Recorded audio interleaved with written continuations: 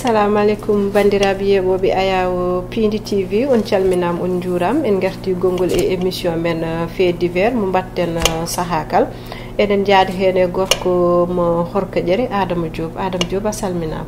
ko noon Habsa a weltanama no feewi debbo mo donay mawo Boulel walla mbiya mawo Boulel Sare jettoɗa walla ko yettade ɓuuri soynade gonga tigui nde wonno somi rewin toon nden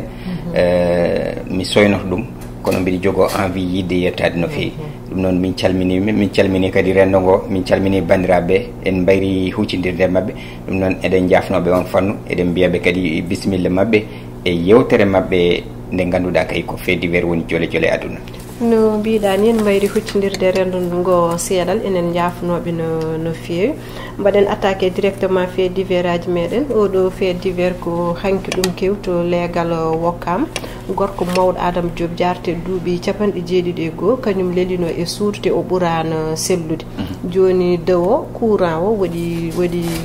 cour circuit dañi après ndeysano lampo fetti waɗi cumgu yane oɗo ko lampo huɓɓi ko yane mahla waɗande mahla kam soko jaggindiri e safare tan han kadi boni caggal ɗum ndeysano dañi hen cumanɗi musɗi o nawanom hôpital ne waɗanom évacué mais malheureusement o wasi fittanu makko ayi nde welsinare ko noon Habsa ko welsinare eɗen mbawi wiide kadi so tawi mbiɗa andi loskoji ma goddite so tawi loskoji goddirama kadi ma en mbawa famde hen ko heewi ko gandanɗa hoorema taw ko suuɗino kono noon kam ene heewi artude ɗum ko ganduɗa woni les court circuit ji ɗi seɗe gummima e hôpitaux ji ɗi tawetendi kadi koye nder jeereji ha eni joni e nder cuuɗi men donc kadi oɗon mawɗo ndeysan min mbiɗa sikki ne waɗi welsinare e ɓe o wurde ɓe par ce que mawɗo weddata yimɓe men noon en keewino en meeɗino haalde ɗum ɗo henne ko yewte oɗon alhaali suhaaɓe joni ɓe takkahi mawɓe ɓe takkahi nayejo ko ma takke nde wonno ene sohli gueɗe kewɗe joni noon jiiɗen ko suhaaɓe ene mbattini ko nefdeɓe yoɓe jaafa e konngol ngol wiide vraiment min mi yiiɗa takkare oɗo mi yiiɗa takkare oɗo ɗum ɗo so tawi mbiɗa sikki yimɓe en takkinomo maw waw waɗede sauvé e ɗum ɗon nguɗon cumo no mbiɗa ni en gandani enen leydi men Sénégal holto patuɗen e ɗiɗo cour circuit saaha kal ma waɗa bonandeji fulɓiniɗo ɗo e leydi ndi sen gummima wokkam Adama Diop jahten ko Touba sugu debbo goto inde mum no sowani wiye a Ndiaye kanko de wi kanko porti bam makko plainte taw saabi ɗum ko wi debbo babiraɗo leldo toon e makko ko adi foof kanko sugu debbo nene makko e bam makko ko ceeri kanko noon o wonduno koye nene makko dañi saaha goto babiraɗo ari Touba aran demba yidde naw demba Kaolack toyete joom suudu mum goto gam mo wonoy toon e lawol o ɓe jeehi ha e jetti e Kaolack mais ɓe jettiyaki galle me panowo babiraɗo jippiniɓe galle miñum goto gallo noon kamɓe ɗittan gonno hen hay goto alani ɗon o wi babiraɗo wimo tampere nde no woyni addinimo poɗɗe wimo yo yara no yarde poɗɗe ɗe o ɗayani o ittimba sammare tan ko findi yiide ɓondu makko ndu foof ene muusa kadi o yiiƴam e sere makko no noddine babiraɗo o namni ɗum babiraɗo waɗimba menacé wadde so haali yimɓeni e hulɓinimba koko wartabba yo deƴƴi woto haala hay nokku nden Adama Diop omo yaare duuɓi 12 omo yaare duuɓi 12 ha joni omon yaare duuɓi 15 saaha kala hunde nde en babiraɗo en waɗanmo ɗum yeeha ɓoye ndeysan o wi o natti ɗum wawde muñ no haalanno nde jibnal makko debbo kamɓe ɗiɗi ɓe mbaddi oɗo jungge fandu eɓe jeehi porto e babiraɗo plainte mais hayne mi jahno nde hay yeeso ñawoto babiraɗo jaɓani wi ko wawa ɗum wadde koɗo ɓiɗɗo debbo hollita noon certificat médical ko gonga ɓiɗɗo debbo on saaha mo wiyanowo ko ndeno wasi oɗo makko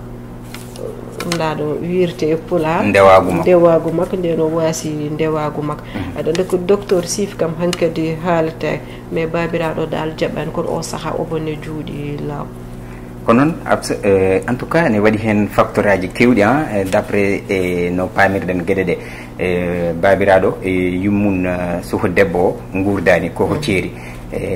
enquête aji ɗi kadi ene mbawi hollirde holko saabi ɗum ɗon exactement e nder hen noon mi wawa famde a yettima e wuuro ha paari mbiya aɗa ƴaŋa e galle goto oɗon pofto ɗon kadi ene foti jurnitede e nder hen foof ko ɗon keewi toɓe poftiɗo e wiide suho debbo ko ɗon o hokkimo poɗɗe pour fatigue o wawa ɗanade e nder hen noon mataw babiraɗo o waɗi hen profite wayi no wayni donc ko hunde nde ganduɗa kadi ene yurmini ne metti haalde hakkude ɓiɗɗo e bab e jinnaɗo mum vraiment ko hunde ɓallinde fotani wonde ko hunde yiyani phénomène garto saaha kal e aduna men hande o ko noon vraiment ko hunde ganduɗa nane nder rendoji ɗi e kala saaha tenti ɗo e nder leydi Sénégal à 95% des musulmans so tawi kadi hono ko wayni eɗen mbaɗ ɗum noté e kala saaha ɗum hulɓinima Habsa. Enen ñaago yo gena fewde tan en jikkuji ɗi tan en gartat ɗo ete Dakar Adama Diop legal refix suku gorkaji goto biteɗo ko maçon omo yaari duuɓi 95 inde nde koko sowa ko AD cukalel dewel biteguel AD kanko suku gorko o jaggi ɗum suku gorko o wiyete ko a mbenga no jaggi nde cukalel dewelguel o yiltono guel kam ko wujjude o yiltono wujjude ko cukalel ngel mais no fawande junggo o hollit o wi ko kawruɗe cukalel ngel ñaguimba haalis o ala weccir o wi kanke cukalel ngel yam gareɓe jaada boutique o wecca o tottamba haalis ndem jawtode ha goɗɗo o wi cukalel ngel wimba ko yiɗi tarade ɗum taki mba nannude cukalel ngel e hoɗorde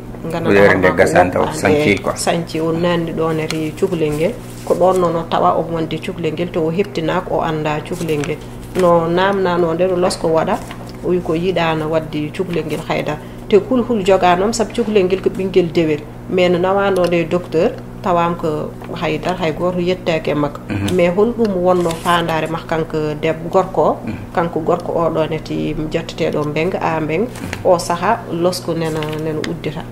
ko noon en tout cas woɗɗidirani joni ko kalnoɗen ɗo joni ko gueɗe ɗe ganduɗa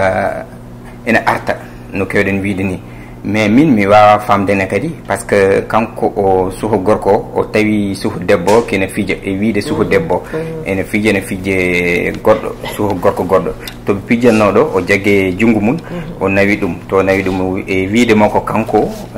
o wi wonde ko no mbiruɗa ni e ñaguima ko kalis tawi wala weccet ɗum saabi wonde o nawi ngel gam omo ƴewan ɗum no hokkiri ɗum o ƴeewa wecci o ƴeewa no hokki ɗum e nder hen noon suho debbo wi ina yiiɗi tarade o nanni ɗum e min mi sikki suho jaaro e duuɓi 5 so wine taaro ɗon tan joƴinta ɗum taaro ɓenna kono sa wi aɗa nanno ɗum hen e nder kuɓeje ɗe gasani hen ɗum ɗon foof haqqillaji yimɓe ɗi mbawata famde hono ko way noon en tout cas nanɗon tan ko gueɗe ɗe ganduɗa ene hulɓini no fewi Habsa donc yimɓe mbatto haqqille no fewi jagga suha munen hayso tawi ɓiye ene woni lawle no fiji aɗa woni e balcon aɗa daara walla woni demal galle wattu hen haqqille à chaque fois par ce que koye welsinare tokosere tan foof wawi kewde te kulhuli joga he oɗon feew saabu cukalel gorel biyetenoguel ngel aade gujjanoguel ngel towde Sébikotane te wara hay ɗum ne ko ɓiɗɗo barɗe mbo ko ɓadiɗo jibinama makko no fewi te fewji ɗi goɗɗodirani en hulano kanko cukalel dewel ngel est ce que kanko a mbenga mbete wona ko ɗum o yinno wadde ngel cukalel dewel fait divers men goɗɗo ɗo ete Dakar Adama Diop o fait divers mo woffat kalna ɗum rendo ngo eyyi ko noon a jarama Habsa ko fait divers mo ganduɗa ko noddirte ko chantage sexuel gueɗe kantorinde ɗe sukaɓe koɓe groupe e nder hen noon ɓe ko hunde nde ganduɗa ene wawi ene hulɓini Habsa par ce que ko e groupe WhatsApp goto mo ganduɗa oɗon groupe WhatsApp mi andani holno noddirte groupe WhatsApp oɗon manda ɓe mbiyatamo ko bëggalu neex sa firi ɗum e Pulaar yidde ko weli ɗon groupe WhatsApp o wiyete e nder hen noon kanko mo ganduɗa inde munen sowa be Diop ko jeeyowo ine wonde ɓeɗo fof inde munen limtama hen ene wonde de Thiam kañum ko mécanicien a Diop ko tapissier woni fewnoɓe e fauteuillaji e ko way noon BD Djigo Ñum kañumne ko tailleur on kam mbiɗa andi hikka waɗata événement ene wonde Cefal ko marchand ambulant yahoɓe ne jirlo ne jeeɓe ko ɓeɗo de woni ɓe inde munen vraiment limta e alhaali oɗo ɗe gueɗe kantorinde ɗe ganduɗa koye vidéo tan kanko de be joɓo ko kanko wadduno ɗum e suhu debbo mo ganduɗa kay vraiment o wiite ko MF Diop jaro e duuɓi 16 ans nde ɓe mbaddi ɗum nde o jaggi ko vidéo noon o neldi ɗum sehel makko goto sehel makko e mo gandanɗa hoorema ko no wiyeteno e ɓe limtuɗen ɗo ɓe de cam nde o neldi ɗum nde o wi ko on woto wat hay batte yo moftu vidéo ko on noon yeehi noddi suhu debbo o waɗi ɗum chantage wi wonde so tawi wonde manandirno a jaɓani yimɓe gonda komi mbaɗo vidéo lancé e nder réseau ji sociaux ji e nder hen noon à un moment donné tan ɓe tinani e gueɗe mabɓe e manandino par ce que suhu debbo salima to suhu debbo sali ɗo o jaggi vidéo o waɗi ɗum e nder internet systéme informatique karalle kese ɗe ɓe gandanɗa hoorema hande yimɓe men mbaɗa pamani ɗum mbaɗani ɗum maîtriser vidéo yalti to yalti ɗo o mone nder site biyeteɗo Séné porno site pornographique bandiraɓe yaafo ko gueɗe kantorinde mbatte toon o mone nder groupe oɗon groupe WhatsApp mo kalɗen ɗo haala mum o buglu neex o mone aussi e TikTok mo gandanɗa hoorema hande aduna o foof ko hen woni donc min mbiɗi sikki ɗum ɗo ko hunde nde ganduɗa hulɓinide kewore ɗo henne groupe yimɓe jaggan groupe WhatsApp ala ko mbaɗata hen so wona gueɗe baaɗe ni te groupe WhatsApp ene foti jangguinde yimɓeɓe Habsa donc aɓene juuɗe laamu gam enquête o par ce que enquête o soit waɗe bouclé taw eɓenne juuɗe laamu kono Adama Diop enen gandi on baɗɗo créé groupe WhatsApp o kanko tamit mo dañ hen caɗele mawɗe saabu kanko woni administrateur kanko kala ko kewate groupe o ko kanko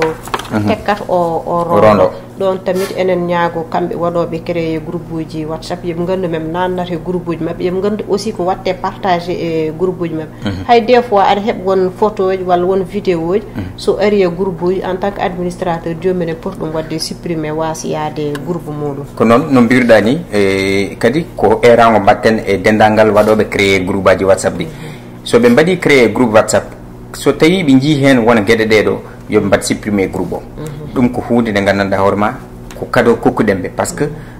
hande police o ena rewindo gueɗe ɗe foof donc WhatsApp wona ɗum woni hen place mum wadde hono ɗeɗo gueɗe e kantorinde mbi sikki foti ko jangguinede walla communauté ji mbawa hawrudede mbaɗa batuji gam nawde gueɗe ɗe yesso ko wona ɗum ko affaire o gasiri ko kanko MF Diop aɗa andi o heeɓi hen sowade to sowi ɗo noon ko kanko be jobo o waɗi reconnaître ko kañum kono noon e yesso tribunal to kanko be Diop o namdimo wonde maw jaab manan diɗorno reedu ndu kadi o yiiɗi ko resde suhu debbo mbiɗan ɗum ɗon foof ko prétexte uji tan hattama yurno yaade rebas d' accord ko ni gueɗe ɗe jaari a jarama no feewi Adama Diop ha joni en gartat ɗo ete Dakar nde ɗo yontere walla yontere fande foof won cukalel dewel biyeteguel Bébé Aïda Diagne findinino Sénégal naaɓe kala yimɓe foof joguinomo kulhulne ɓinguel dewel nguel ɗo jarteguel tan hay duuɓi mum ɗiɗi timmani saabu ko hitande lebbi jeegom aguel dañi no guel majji nde Sénégal naaɓe foof yimɓe foof kulino caggal muɗum feeñi sugu debbo goto mbiɗo wiyete ko Sira Darame kedi o wi o jeeyaka ɗo e Sénégal ko Gambinaji no namnano nde ko saabi omo ƴetta ɓinguel jannel o wi ko o yahat hawa wona reedu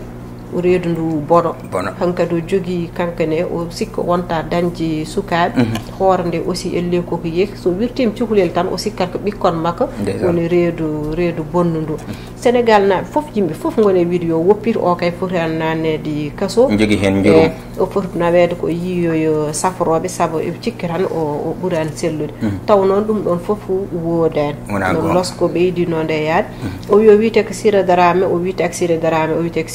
Sira Diallo te o wona Gambinaji ko Sénégal naji kanko sugu debbo ko hunde nde ɓooyi wadde saabu kala andunoɓe mbo guila ɓooyi ene gandi aussi ɗum ɗon ko oɗo makko kanko dal ɓikkon jannon o yahata tan omo jagga ombo suura téléphone makko tawama hen ko ɓuuri 30 cukalel te ƴettudembo ɓinguel biyeteguel bébé Aïda ko kanke joom galle makko ɓamdi ɗum joom galle makko wonani ɗo e Sénégal woni ko caggal leydi te seeɗal wonanno cukalel ngel eɓe jaltini ɗum leydi ndi kanke joom galle makko cukalel ngel kay yew feñde tan ɓe e gonno koye koyɗe yaltinde ɗum leydi ndi kanko Sira Diallo ko noon no mbirɗa ni bandiraɓe il faut ɓe mbatta haqqille par ce que ne woodi wonɓe ɗo henne ko ɗum woni liggey mumen so pewnitima e sukaɓe tan ƴeftan ɗumen jaltina ɗumen leydi ndi par ce que ne jogui vraiment contrat ji ɗi mbaddata e yimɓe woɓɓe ɓe gam yeyde ɗumen e sacrifice uji e ko way noon Habsa nde kalɗa ɗum de kanko Sira Diallo change node inde mum wi kadi change nationalité mum wi ko Gambian nde haala ka yalta premier min e hoorema yurmimomo mbimi ko haali ko gonga mais finalement nde enquête ji ɗi jokki nde woni ko yaltiɗene ko pamɗen hen vraiment wonde ko hunde nde ganduɗa ndekete ko peeje ɗe ganduɗa nanɗo e nder leydi ndi yimɓeɓe yo mbattu haqqille no fewi kanko bébé Aïda en paami ba makko ko gandaɗo no fewi par ce que ba makko wiyete ko zal makeup noon marché zingue hay goto majjanimo kadi koye ɗiɗo mommaji woni liggey makko normal so yeehi ha événement fandima kanko penar ko jeese rewɓe eko way noon donc kankone hollitama oɗon momma foof ndeysan o liggey makko dartima min mi yehina ha miijinomi est ce que wona concurrence yimɓe ƴefta ɓiyu taw ɓe o rendi liggeyaji eko way noon beela ene on wasa liggade kila neɓɓe waji ɓe ne mbawa hebde ɗum aɗan ɗum foof ene woodi banggue kiram eko way noon kono noon vraiment enquête aji ɗi so tawi jokki ma en jii beaucoup de choses beaucoup de tête ma mbaw yaltude gueɗe kewɗe ene cuuɗino less ma mbaw feñde so hawre welede Allah wondi yimɓe en mbi yo jibnaɓe mbatta hakkillaji mumen e sukaɓe mumen mais Adama Diop yimɓe ganda ni no moftirat sukaɓe mumen par ce que bébé Aïda so tawaka ha nder galle mumen demar galle mabɓe ɗum ƴetta ñagate tan ko yo Allah dandu yimɓe tan hawrude ɓeɗon waɗoɓe bonandeji amin ya rabbil alamin gasi ha laaɓi ceero pour hande Adama noon a jarama so wona jarnadema e weltanade bandiraɓeɓe weltanade surtout waɗoɓe commentaire ɓe Habsa eɗen beltanoɓe eɗen ñagonoɓe kadi vraiment julde balɗe e moƴƴinde battane beltinima kadi vraiment ɓe ganduɗa ko caméraman uji men wonɓe ɗo henne so wona kamɓe en jiyatake e Thiambane ene wonde monsieur Diop en beltinimaɓe no fewi mi sikku ko Abou Diop de ene wonde Thiambane donc en beltinimaɓe liggey mabɓe badɗo fayida ene kokkodira yimɓeɓe kadi rendez-vous ha semaine prochaine so hawre welede Allah no mbiɗa ni Thiambane lo génie kala mo filmani yeeso mum yoɗata oɗo mum ɗiminta machallah monsieur Diop aussi a salminama salmini bandiraɓe kala ha gongol inchallah